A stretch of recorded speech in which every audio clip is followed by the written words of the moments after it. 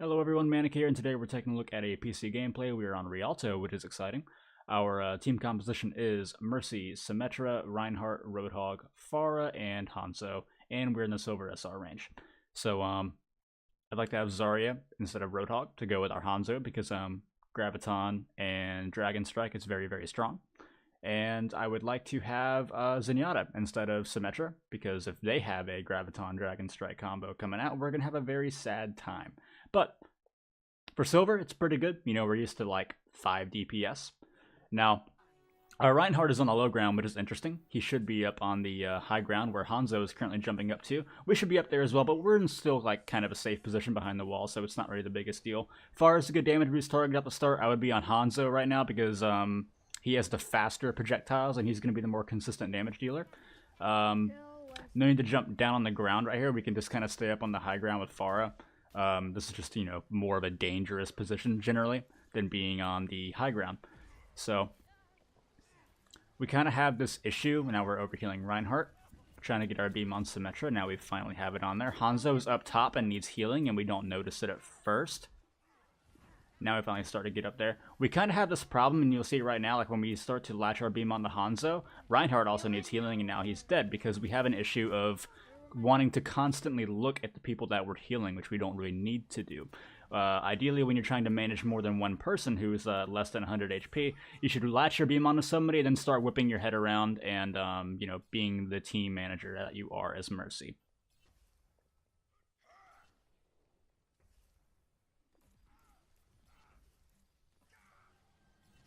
So we come back this entire time, like, we stand out in the open.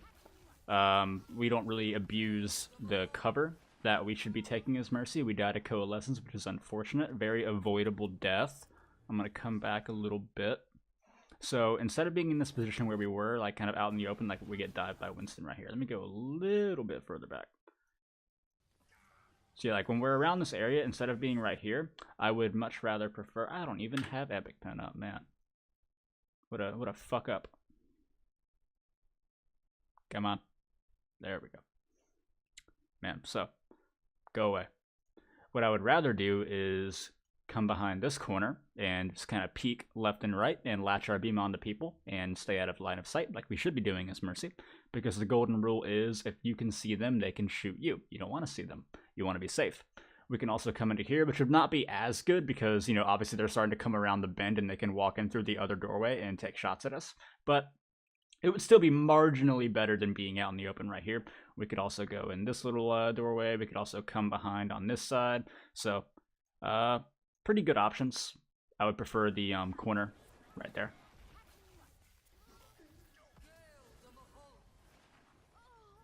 We also could have bunny jumped right there to maybe get a little more distance because we were around, I think, Coalescence's like maximum range at that point.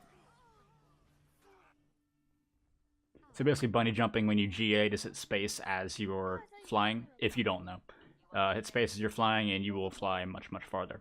So it's good if you're being dove because then it can put a lot more distance in between the person trying to dive you. So, like especially Winston, like bunny jumping away from Winston is normally a pretty good idea.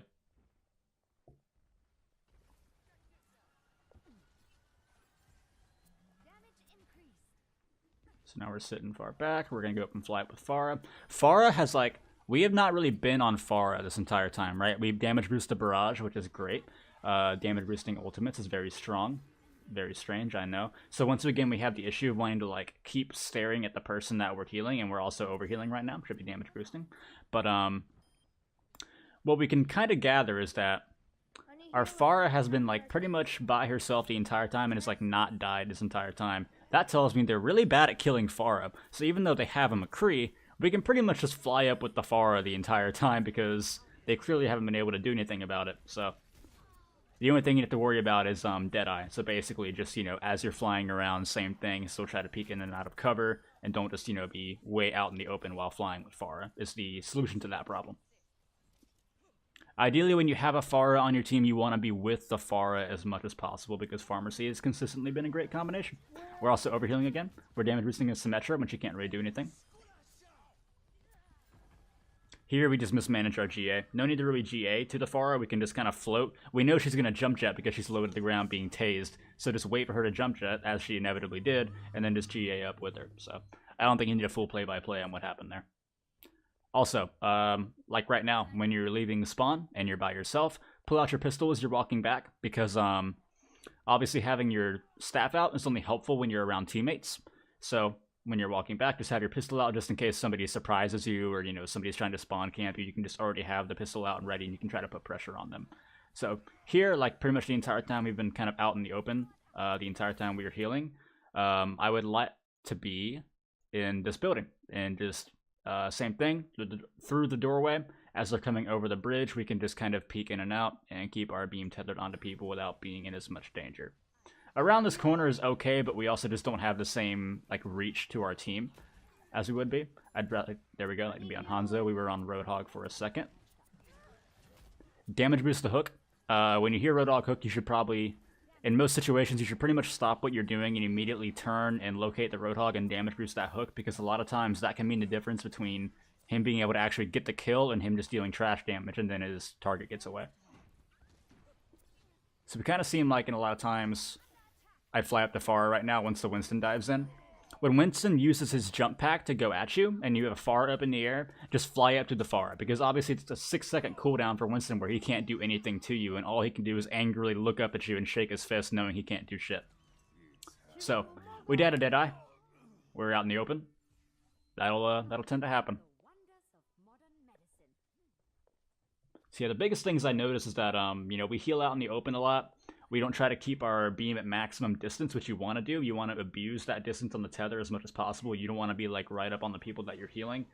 And we don't really stay with Pharah a whole lot, which we should.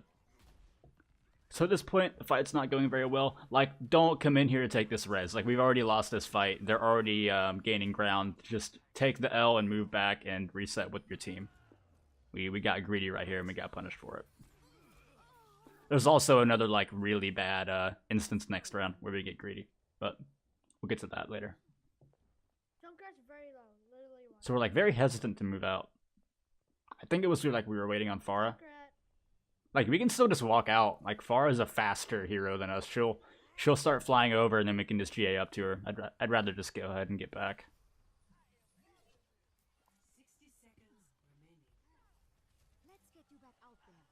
So this staircase is an okay spot to heal from.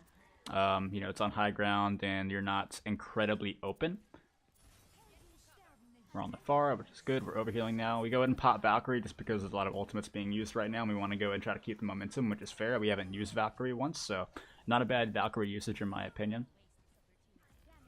And we just kind of seem to like be randomly latching our beam onto people. Also, in Valkyrie, you want to try to get incredibly far away from the fight. That's why Valkyrie is really strong.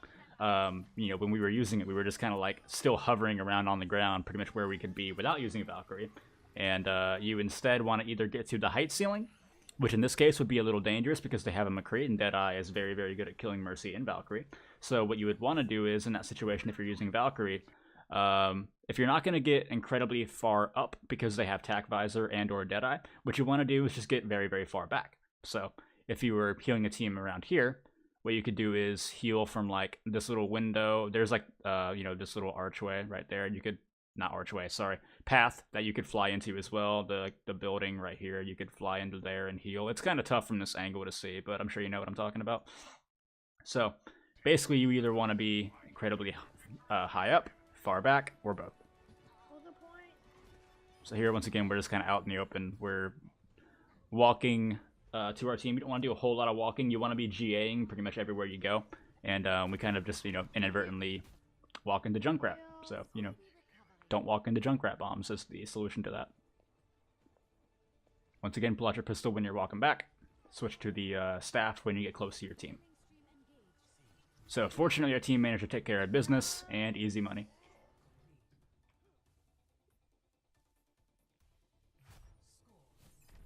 Let's go ahead and get into the next round where we're attacking.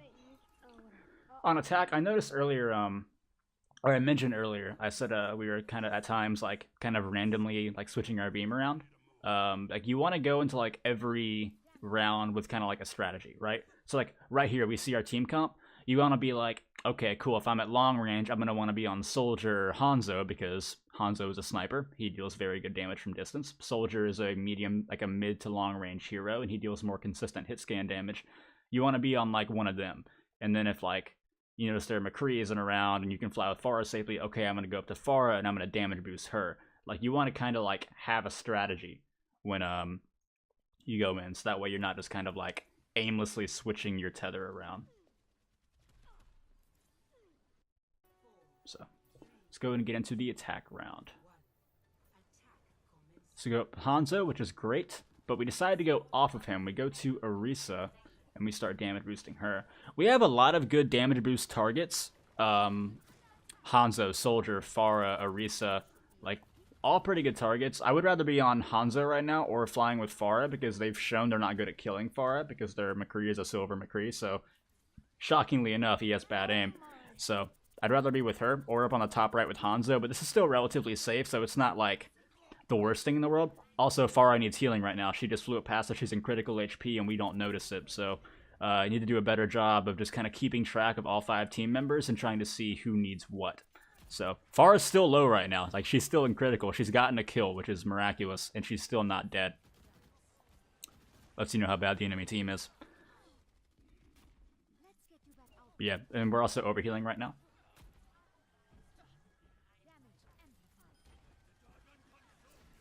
Overhealing. We're overhealing right now still. Now we switch for damage boost. Is that Pharah? No, that's not really resable. It was like kind of toward the end, but I probably wouldn't have risked that res. We were already winning. So we're kind of rolling them right now. Not really a whole lot going on. We're damage boosting a Symmetra. Symmetra is very close range. She can't do anything from a distance. Well, she can, but not as much as, you know, Hanzo, Pharah, and Soldier 76, and Orisa, so. Once again, we're on Symmetra. We're overhealing. The reason I'm so strict about this is that Mercy is incredibly hard to carry as, to quote another YouTuber. And the best way to carry is basically to be as productive as possible at all times. Like, you always want to be trying to damage boost the right target. The second you get somebody to full HP, you want to switch to damage boosting. You don't want to be like holding healing on a full health ally, because then effectively you're not in the game at all. You're not doing anything. You also don't want to be like damage boosting, you know, like a Reinhardt with his shield up, a Symmetra at long range. You want to be on the Soldier or the Hanzo. It's very important to constantly be on the right target. It's like right now we should be on Soldier. Like, Pharah is good, but like Pharah is flying up. Soldier's the one that's actually like, you know, in a position to deal damage.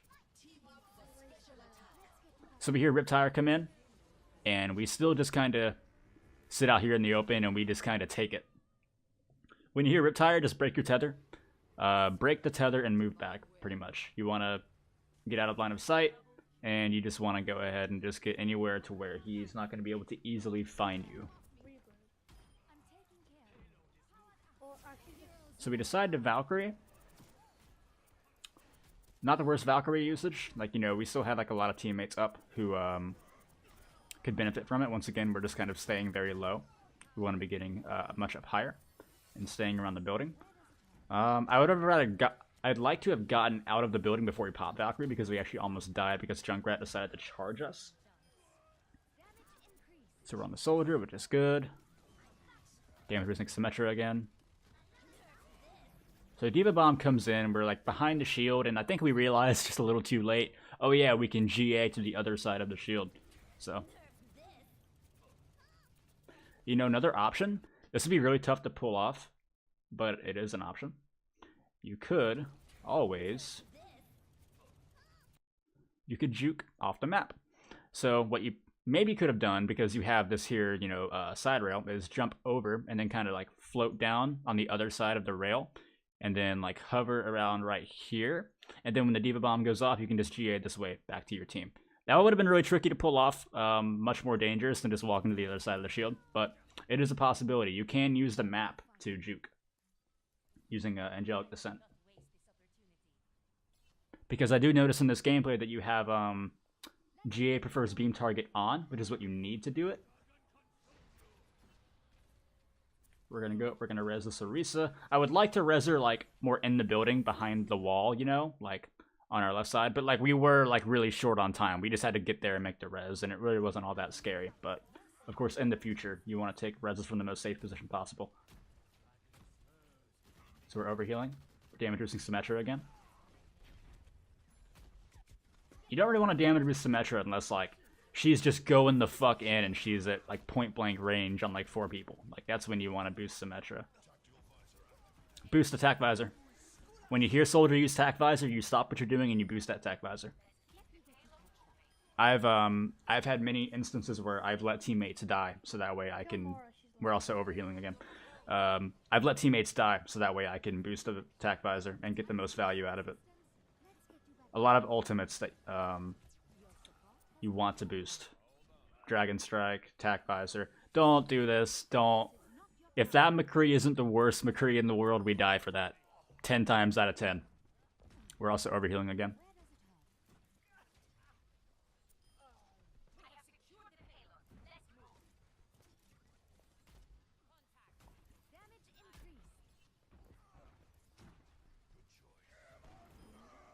That's fucking close. I would have rather been up with Pharah. We're overhealing. I would go ahead and Valk right here, and we do because we want to secure this fight. We're right about there. We got numbers advantage. I would res this Hanzo because nobody's like... Typically, you don't want to res a lot in team fights because you'd be surprised. Like, it takes roughly like to fly to GA to the person and res them and then get back up. It's going to be around 2 to 2.5 seconds. You'd be surprised how many people can die and how much health people can lose in 2.5 seconds. I've had times in the middle of a team fight where I'm like, nobody's low. I'm going to go ahead and res this person because they got their ultimate up. And then as I'm hitting the button, 3 people on my team die and then we fucking lose. And I res that person into certain death. But this situation, like, nobody's really low. I would just go and res that Hanzo, especially, again, because Hanzo is the best hero in the game right now. Having him around would be pretty cool. But at this point, we're sweeping them, and barring divine intervention, we're going to go ahead and take this point and clinch the game. And we do. So, I mean, pretty quick game. It's definitely a stomp, which is unfortunate. I've always been one to say that if you want to use gameplays specifically for reviews, use close losses are like the best ones. It can still be a win, but like you want to use like a really close game. So let's go ahead and go to the stat line. Okay. What do we got here? So 8600 healing. Like you want to try to kind of average like 1,000 healing per minute, which like we weren't really at with this, but like it was a really one-sided game. It's a big deal. 8 deaths. This could have been much lower. This probably could have been 0, honestly, considering how bad their team was. Maybe 1 or 2 conservatively. So basically, the way you just avoid like a 12-minute game, like I would like to get no more than like 4 deaths. It's like my personal kind of number. I mean, basically just be behind cover more. Keep your beam at maximum distance. You should have a thought to yourself at all times. Like, pretend they have a Zarya on the enemy team, right? And then think to yourself, if their Zarya were to use Grav right now, would I get caught in it? If the answer is yes, you should probably back up. So, almost 1,700 damage amplified. Good number. Not much else to say about it. 5 reses. We didn't really do a whole lot of dying, so also kind of inconsequential to talk about it. 31 defensive, 24 offensive, good numbers. Even though I feel like a lot of time we were just kind of randomly switching our beam around, I would have liked to have gone in with a more concerted game plan of like, okay, I'm going to stick with this Pharah. You know, okay, Hanzo's using a Storm Arrow, I'm going to go to Hanzo, rather than just kind of like, you know, being in the middle of a team fight and just kind of switching our shit around. So, that kind of does it for the stat line. So basically, the most important things that stick out to me, again, be behind cover more, keep the beam at maximum distance. Don't overheal. Like basically, like within like 1 second of getting somebody to full HP, you want to switch to healing somebody else or damage boosting the best target, which is going to vary depending on who you have. Like up close, like you're going to want to damage boost like Reaper or Tracer, Hanzo, pretty much in your range, McCree. And then if it's like longer range, you want to be on like Hanzo, Soldier. Pharah is still good because she has no drop off range. Just whoever's going to be deal the most like consistent yet powerful damage. Zenyatta is also really good at pretty much every range of damage boost. You can never go wrong with him. Keep better track of your teammates. There were times where, like Pharah was flying around at critical and needed healing. People were like above you on the high ground that you didn't notice. Keeping teammates alive is very important. That is your job. What else sticks out? You don't have to look at the people that you're healing. So again, latch your beam on to someone, then whip your head around and manage the rest of your team. When a Riptire comes in, get out of the way, break your tether, hide. And when you're moving back from spawn, give your pistol out, and then switch back to the staff whenever you get back to your team. So, I think that's about it. I hope you found the video helpful. If there's anything you don't feel I covered well enough, or anything you're still confused about, please feel free to let me know. And if anyone else wants their Mercy gameplays reviewed, just feel free to send a link to the email provided in the description. And have a good one. Later.